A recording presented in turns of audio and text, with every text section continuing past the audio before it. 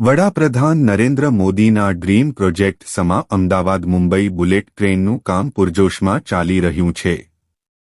જમીન સંપાદનથી લઈને તમામ કાર્યમાં વેગ જોવા મળી રહ્યો છે.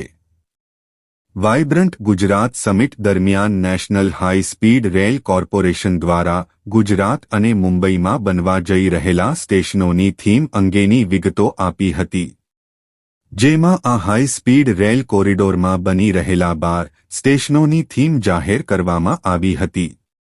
જેમાં ગુજરાતમાં 8 અને મુંબઈમાં 4 સ્ટેશનનું નિર્માણ કરવામાં આવશે. કયા સ્ટેશનની કેવી થીમ છે?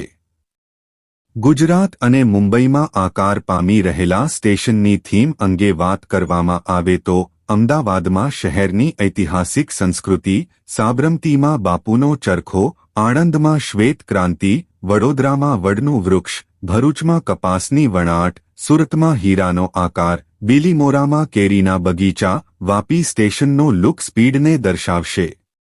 આ ઉપરાંત મહારાષ્ટ્રમાં બોઈસરમાં માછીમારીની જાળી, મુંબઈમાં દરિયાની લહેરો, વિરારમાં પર્વતોમાં આવતી હવાની થીમ, થાણેમાં નદીની લહેરોની થીમ સ્ટેશન બહાર જોવા મળશે.